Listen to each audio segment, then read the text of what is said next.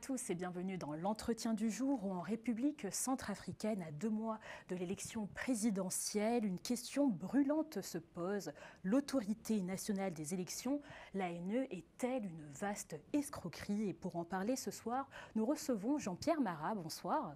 Bonsoir. Alors vous êtes ancien député centrafricain et dernièrement vous avez partagé sur vos réseaux sociaux une vidéo du Rassemblement unitaire listant les incohérences donc de la liste électorale. Mais à qui la faute, monsieur Marat? Le président de l'ANE, monsieur Mourouba, a-t-il failli? Le système a failli.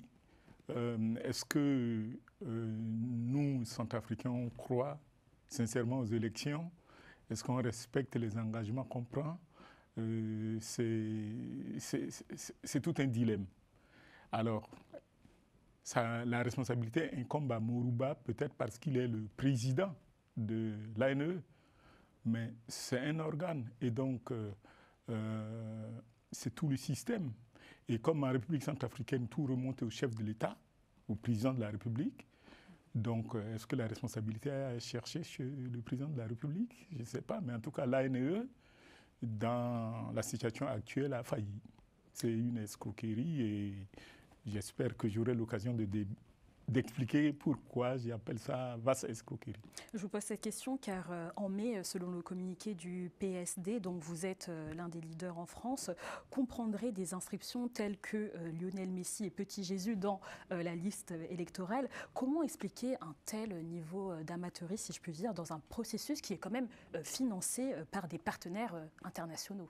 Alors c'est là où on ne comprend vraiment rien en ce qui se passe parce que nous ne sommes pas la première élection. Il y a eu déjà plusieurs autres élections, donc on aurait tendance à dire qu'on a appris ce mécanisme et qu'on sait comment l'utiliser. Le problème, c'est que d'abord, pour établir une liste informatisée, il faut avoir des informaticiens. Or, on se lève, on prend des agents tablettes qui partent dans l'arrière-pays pour... c'est ce qui se passe sur le terrain. Voilà, pour prendre, pour faire le recensement des électeurs. Et comme c'est des gens qui ne maîtrisent pas, puisqu'on les forme en 1 mois, 2 mois,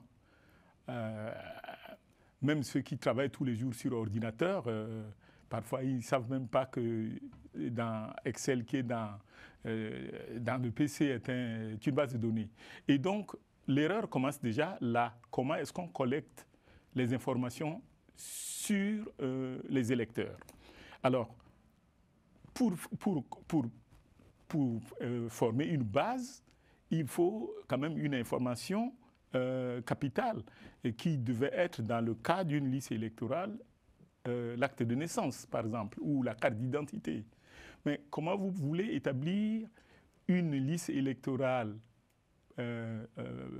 juste, claire, nette, vraie, dans un pays où les communes dans l'arrière-pays ne savent pas établir des actes de naissance? Donc on se demande sur quelle base est-ce que on collecte les données sur les électeurs. Et puis, celui qui a la tablette, qui a été formé en 2 mois, qui ne maîtrise déjà pas comment la tablette fonctionne, arrive, cette personne a la pression de ramener un certain nombre de données et donc les agents tablettes se donnent à joie. Donc l'escroquerie commence par là. Et donc dans la liste électorale actuellement en cours, il y a des gens qui sont nés en 1899. Donc des gens qui ont 150 ans, des gens qui ont 125 ans. Aujourd'hui, la liste électorale est mise en ligne et la loi électorale qui ne mentionne nulle part que la liste serait mise en ligne sur Internet, l'autorité nationale des élections qui dit vous pouvez consulter la liste électorale en ligne dans un pays où il n'y a pas d'électricité, dans un pays où le taux de pénétration d'Internet est de moins de 8%, et puis des agents tablettes qui ont saisi du n'importe quoi. Donc c'est une liste électorale qui n'est pas fiable. Pourtant, le gouvernement s'est félicité d'avoir mobilisé près d'un tiers du budget électoral global. Selon vous, M. Marat, où va l'argent, sachant que l'ANE est financée à hauteur de 23 millions de dollars par le gouvernement et ses partenaires aussi internationaux, dont 8 millions par Bangui. Donc, selon vous, où va cet argent alors? L'ANE est une institution, donc il y a du personnel à payer. En tout cas, ce qui est sûr, c'est que... C'est quand même 23 millions de dollars. C'est la question qu'on se pose, puisqu'il n'y a pas un data center de l'ANE en RCA. Il stocke les informations sur des espaces loués à l'étranger.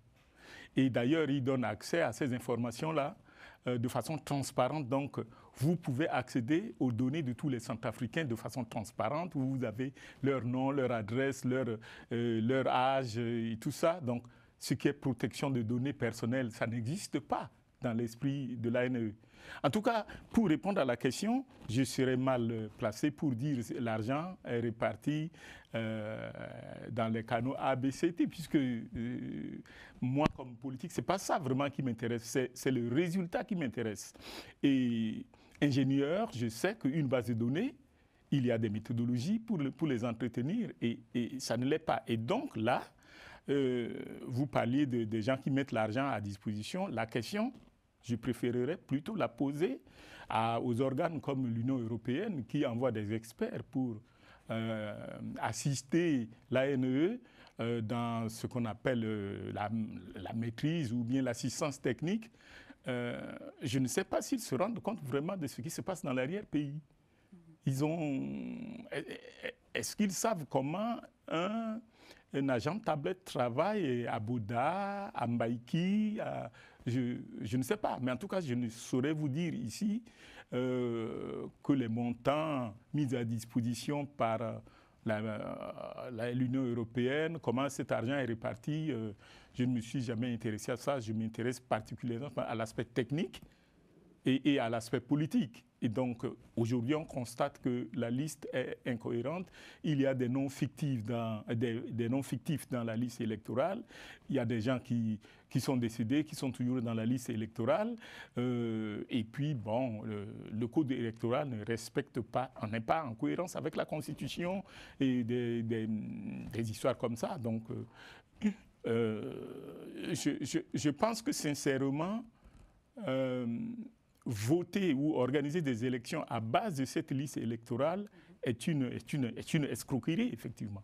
Et pourquoi donc vous parlez de cette escroquerie électorale, sachant que l'ANE affirme avoir enrôlé plus de 2,3 millions d'électeurs sur une population qui est quand même estimée à 5 millions. C'est quand même à féliciter. Donc pour vous, ces chiffres cachent un enrôlement sélectif organisé pour favoriser le pouvoir, si je puis dire. Oui, on a la conviction que les chiffres avancés, il y a certes peut-être 40% d'électeurs réels, mais 60% est constitué par ces noms fictifs qui vont servir sûrement à la fraude, puisque c'est des noms qui n'existent pas. Quand on voit les noms dans la base de données, par exemple, rien que dans un arrondissement à Bangui, il y a Lionel Messi qui apparaît comme électeur à Bimbo. Et puis, quand on s'y intéresse plus, on sort une dizaine de listes pour un seul centre de vote dans Bangui. On comprend que c'est fait sciemment pour favoriser la fraude. Mais en tout cas, la MUNISCA et bien même le gouvernement, comme vous l'avez dit, ont vraiment affirmé qu'on pouvait vérifier les noms des citoyens sur le site localement. Est-ce que vous avez également fait le test? Ben oui, ici, avec quelques ingénieurs centrafricains, des spécialistes de base de données, on s'est amusé à entrer dans la base de données. Mais c'est à entrée libre. Il suffit de taper juste un nom. Donc c'est fonctionnel. On peut quand même féliciter le site. Bon, je ne peux pas féliciter quelque chose qui a des informations qui ne sont pas vérifiables. C'est-à-dire qu'aujourd'hui, l'ANE ne peut pas dire Monsieur Yaligoussou Albert, lorsque je tape écrit que bon, ils en sortent 20. l'ANE n'est pas capable de dire, bon, voilà le numéro de la carte d'identité qui a été utilisé pour répertorier ou bien pour sauvegarder ces noms. Donc, c'est des noms imaginés, des noms fictifs, pour créer des cartes d'électeurs fictifs afin de pouvoir les utiliser pour frauder. Et en tant que président en France du PSD, avez-vous saisi l'ANE, le Conseil constitutionnel, comme le MLPC? Mais le problème, c'est que dans le fonctionnement actuel de la République centrafricaine, personne ne respecte la loi. Donc vous saisissez comme vous voulez, il n'y a pas de résultat. Naturellement, dès que l'ANE a mis en ligne la liste électorale, on a lancé l'alerte pour dire, attendez, vous mettez des Centrafricains en danger. Alors, je profite ici pour dire pourquoi on dit que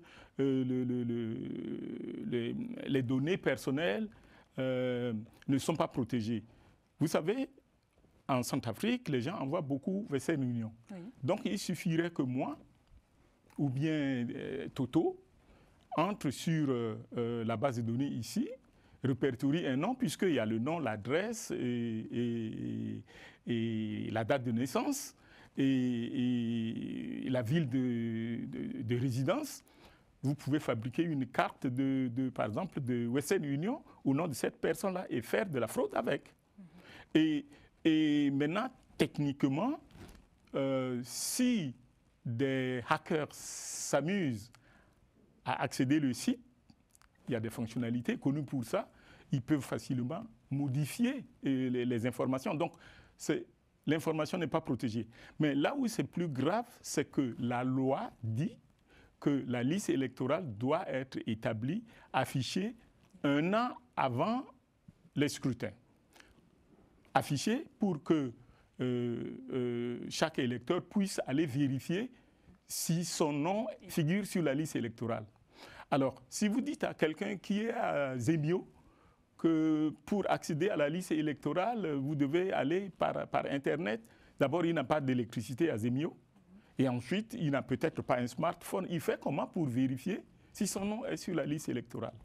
Ou bien si ici à Bangui, j'accède et que je trouve un nom qui sonne bizarre. Bon, en tout cas pour Mala, par exemple, où j'ai été député, je connais la plupart des gens, j'ai répertorié des noms de personnes qui ne vivent pas, qui n'existent pas à Bala. Mais vous remontez, mais l'ANE s'en fiche parce qu'effectivement, ils disent dans les déclarations que bon, c'est un bon travail, c'est fonctionnel. Donc et dans ce cas-là, vous ne pensez pas que c'est une bonne manière, comme le LMPC, de suivre une voie de boycott juridique? C'est-à-dire? De saisir l'ANE et le Conseil constitutionnel. Mais je ne sais pas si l'ANE a le courage de publier la liste des saisines, mais ils reçoivent tous les jours des messages pour leur indiquer les informations qui sont erronées sur le site. Mais encore une fois, pour pouvoir contester une information, il faut que j'ai la certitude de l'origine de l'information. C'est-à-dire, il faut que j'ai par exemple une carte d'identité ou bien un acte de naissance en bonne et due forme pour pouvoir aller dans la base de données et vérifier. Mais les actes de naissance ne s'établissent pas dans l'arrière-pays. Les cartes d'identité, pour établir une carte d'identité, il faut venir donc, à Bangui. Donc, l'ANE ne sert à rien, donc. Et le Conseil non, je ne dirais pas qu'il ne serve à rien. Je dis seulement que la méthode utilisée pour établir la liste électorale n'est pas la bonne. Monsieur Marin, on arrive à la fin de l'émission. Quel pourrait être l'impact d'une fraude sur la légitimité de la présidentielle en Centrafrique? D'abord, avant que je n'arrive à l'impact de la fraude, je voulais dire pourquoi cette liste, ou bien pourquoi est-ce que ces élections organisées avec cette liste ne résout pas le problème centrafricain. Nous avons 3 problèmes.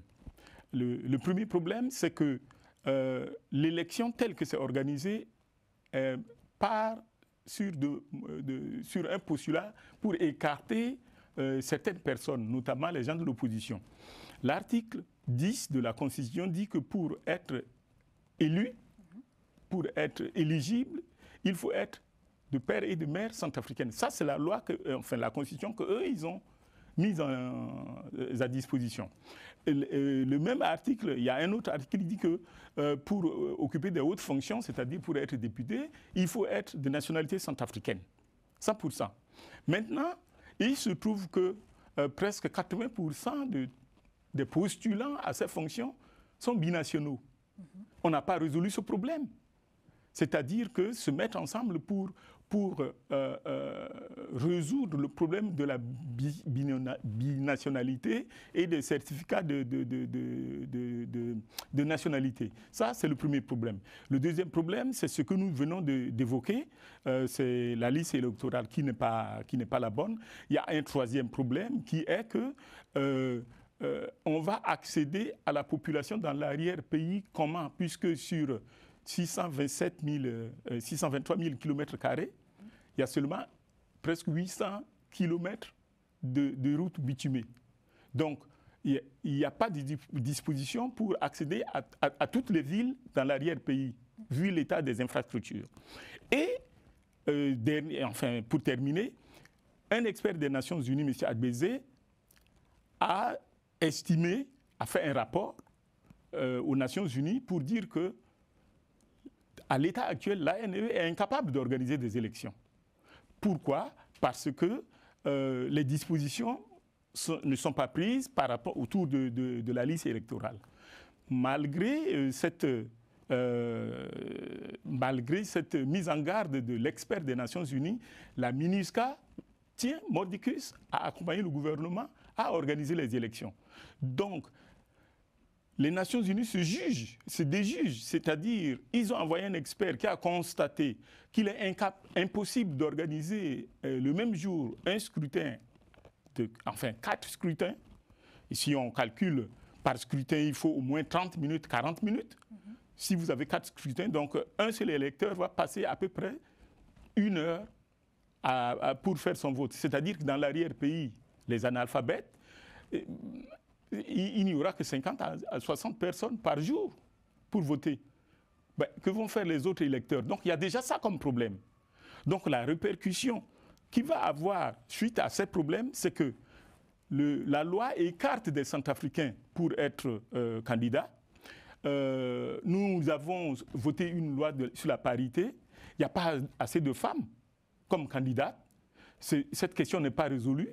Ça veut dire que nous ne respectons pas les textes qui ont été mis en place pour organiser l'élection. Donc, même si on organise l'élection, le résultat ne serait que contestable. Donc l'impact, c'est ça, c'est que l'élection qui est prévue ne va pas refléter le choix de la population. Pensez-vous que les Centrafricains sont prêts à faire face à une transition démocratique ou préfèrent-ils le statu quo pour terminer? Mais la question est politique. La population n'attend que les choses se fassent dans les normes internationales, c'est-à-dire si on veut organiser des élections, qu'on organise des élections normalement, et si les conditions ne sont pas réunies, il n'y a pas de mal à s'arrêter et puis remettre à plat toutes les questions qui fâchent. Là, ils ont introduit une constitution qui pose un problème très grave, et tant que ces problèmes ne sont pas résolus, organiser des élections dans ce cas, ça ne va qu'entraîner des perturbations, la guerre civile. Donc les Centrafricains ne demandent qu'à ce que les politiques se mettent ensemble, se parlent et proposent une solution. On veut juste organiser des élections dans la paix. On ne veut pas organiser des élections parce qu'il y a quelqu'un qui veut absolument garder le pouvoir et puis après il va avoir une crise. Là où nous allons, c'est comme si on va répéter ce qui s'est passé en 2010, 2011, où il y a eu le phare 2011 qui a contesté les résultats, et le résultat, on sait, il y a eu la Séléka par la suite. Donc est-ce que c'est vers ça qu'on se dirige? Les Centrafricains nous demandent à ce que les hommes politiques sortent de leurs égos, sortent de la recherche à s'écarter pour organiser des élections libres et transparentes où chacun peut choisir le candidat qu'il veut. Or là, ils font tout pour écarter des candidats et c'est le peuple qui va en souffrir et on ne sait pas ce qui va advenir si les élections sont organisées dans les conditions que nous connaissons. Merci beaucoup Jean-Pierre Marat, ancien député de la République centrafricaine. Merci d'avoir accepté notre invitation. C'est moi qui vous remercie. Merci à vous de nous avoir suivis. C'est la fin de l'entretien du jour. Merci à Moustapha Kanté pour la réalisation et bonne suite de programme sur Global Africa Télé Sud.